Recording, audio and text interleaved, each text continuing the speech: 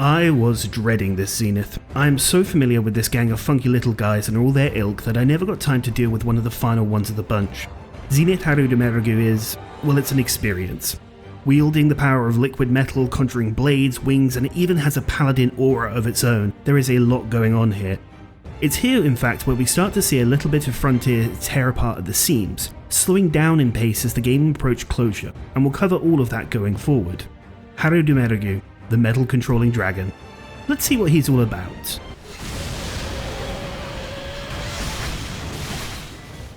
Zenith Harudo was the last ever Zenith to be introduced into the game, a final option with gear that sported raw damage only and the ceaseless Zenith buff to boot.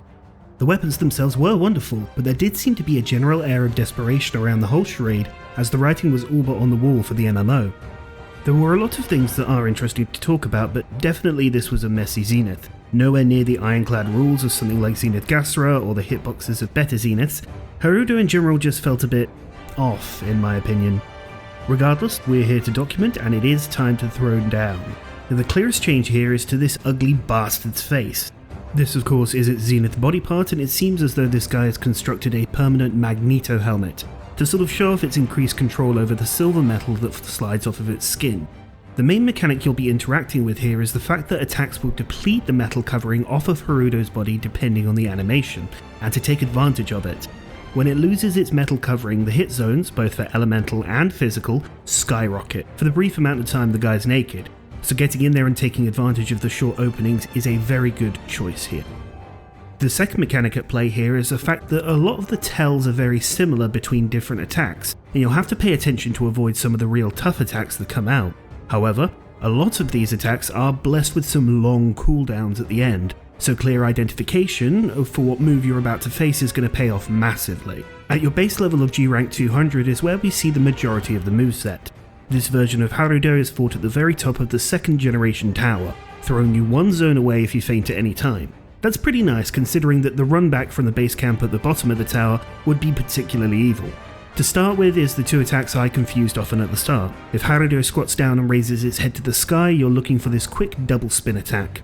It'll fling the metal off of its tail in a circle around it and reattach it with another spin. You can comfortably double roll this move, just be aware that the moveset persists if you roll into the monster, so don't close the gap until you're sure that the movement is over. Now this attack can easily be confused for this guy here. The animation is slower, where Harudo will throw out the metal on its tail to spin in place for a time. The wind-up is significantly slower than the prior one, and it's highly likely that there will be a bog-standard back hop to clue you into this attack beginning, as it's got fairly significant range. For this attack, the entire tail swing is a hitbox, as well as the hovering metal disc. After a time, this disc will shoot back onto Harudo's body to cause a huge close-range explosion. Your tell for this is when the metal starts to bubble off of its body. An instant reactionary roll to seeing the bubbling will solve this, and to make sure that you're not directly in front of Harudo when this happens, as the returning projectile will also be added to the mix with a hitbox of its own. Be also aware that if you flinch Harudo during this attack, the follow-up explosion won't happen, as a nice little treat. The next attack to take note of are the spikes. These have a huge tell. The Zenith will rear up to your left and summon a bunch of beads in front of it, and when it releases back around it will summon a bunch of spikes as a cone in front of it. Make sure to roll as late as you can for this one, as this hitbox sticks around for a bit.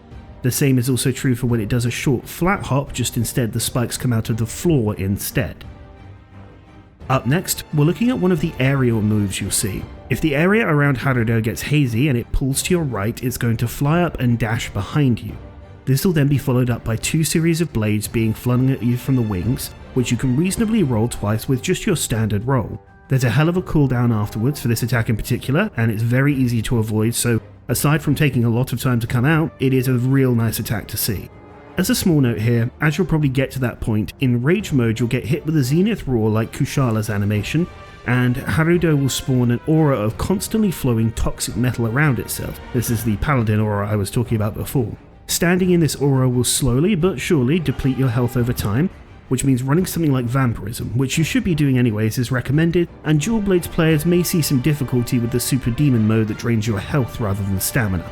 Nevertheless, two final attacks to take note of here. One is the Breath attack, where Harudo bounds behind you and breathes a projectile either once or thrice.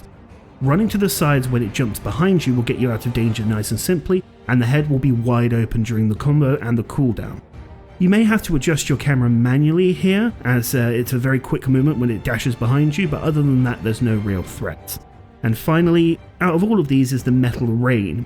The area around Harudo once again gets hazy, and it'll pump its wings in place. The attack itself happens when the Zenith rears back and roars, summoning an outward rain of metal from its body. Distance can save you here, but you have to be aware that a final projectile will home in on your location, so you'll need to roll regardless at the end of the main attack here. But that is everything you have to deal with regarding the base monster, and the only Zenith effects being a roar that happens twice per hunt, for now.